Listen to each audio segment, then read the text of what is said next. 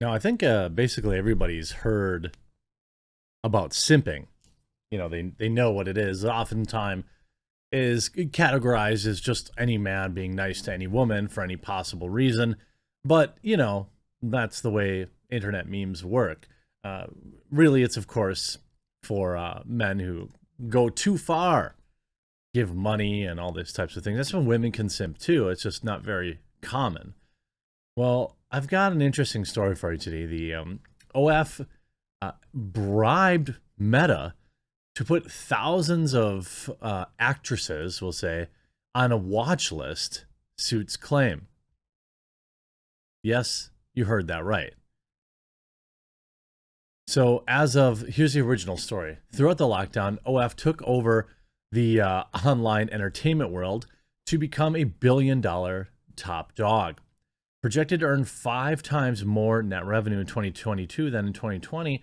As OF business grew, content creators on rival platforms complained that their social media sites like Facebook and Instagram were blocking their content, but seemingly didn't block OF with the same fervor, creating an unfair advantage. OF's mounting success amid other platforms' demises seemed to underscore its mysterious edge.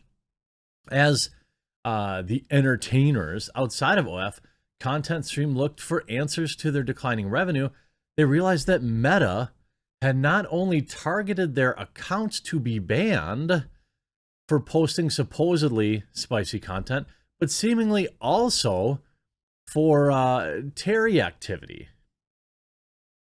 The more they dug into why they had been branded as such, the more they suspected that OF actually paid Meta to put their mark over their heads, resulting in account bans that went past Facebook and Instagram and spanned popular social media apps across the internet. It's a pretty cutthroat business. Now Meta has been hit with multiple class action lawsuits alleging that senior executives at Meta accepted bribes from OF to shadow ban competing entertainers by placing them on the Terry blacklist. Meta claims the suspected scheme is highly implausible and that more than likely it's that OF beat its rivals to the market through successful strategic moves like partnering with celebrities. However, lawyers representing 3 of those said entertainers are suing Meta, saying that Facebook and Instagram will likely have to hand over documents to prove it. I mean, you could just not, put your holes on the internet and go do literally anything else. But I guess suing Facebook is one way to go about it. Meta and its legal team did not immediately respond to Ars Technica request for comment. In their motion to dismiss, Meta says, even if a vast and sophisticated scheme involving manipulation of automated filtering and blocking systems was launched by Meta employees, Meta would not be liable. As a publisher, Meta says it is protected by the First Amendment and Communications Decency Act to moderate content created by this industry how it sees fit. The tech company also said it would be against Meta's interests to manipulate algorithms to drive users off Facebook or Instagram to OF in and of itself. I mean, this is true. I have the Facebook for the quartering, and I keep thinking oh, well, I know Facebook sucks, but there's billions of users on it.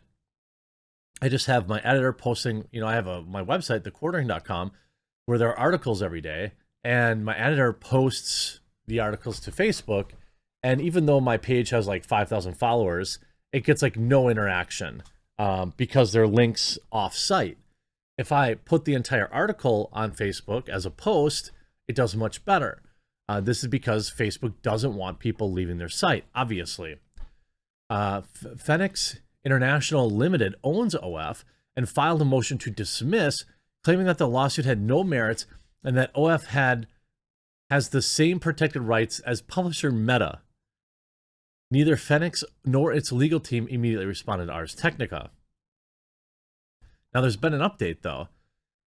A spokesperson, a GIF CT person, clarified how the blacklist, or more accurately in its terms, Terry content database works to log the activity. She says only videos and images are currently hashed, and nothing gets automatically removed from other platforms. Instead, once content is hashed, each platform considers things like that, the type of Terry entity it is, or the severity of the content that weighs on the absolute or the measurements against its own policy, decide if it qualifies for removal, or simple content advisory labels.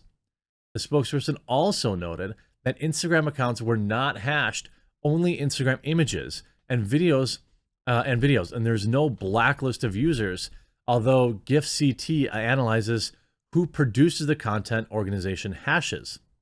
The database records do signal all this kind of stuff. It's interesting.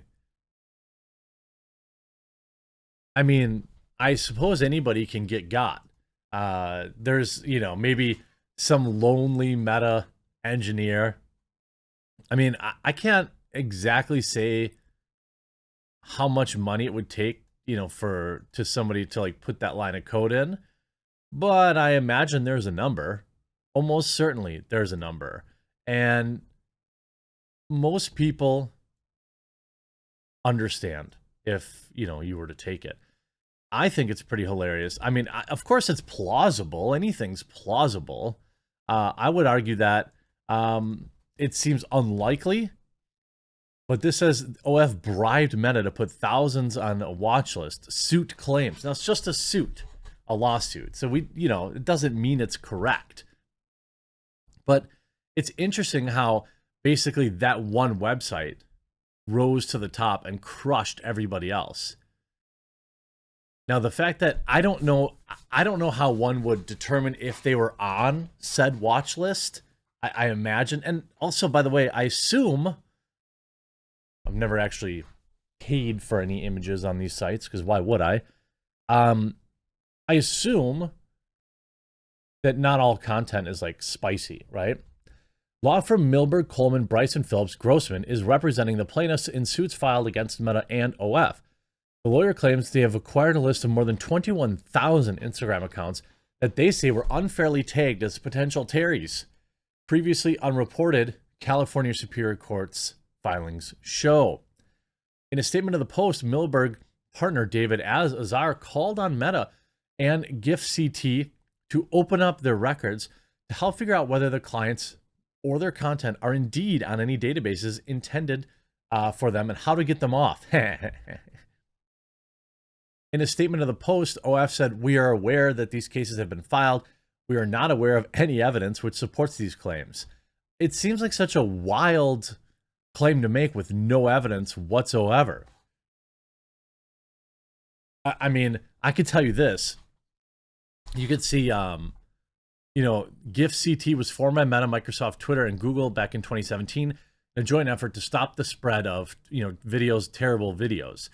When the members of the groups flag a photo, video, or some sort of Terry-related, a digital fingerprint called a hash is shared across all of its members. In effect, that means a spicy photo that is wrongly flagged as like Terry content on Instagram can also quickly be censored on Twitter and YouTube, all without the poster or public knowing it was even placed on the list, much less how or why.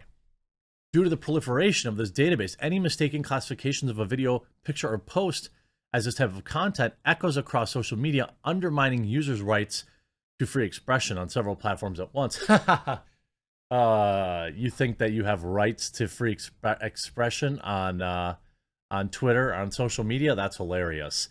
What's interesting is, finding out about this system, being reminded that this system exists, should kind of be a little scary for people, because this is, if the system exists to remove this type of content, which I think most people would be okay with, you don't want any like head removal videos and stuff like that proliferating online.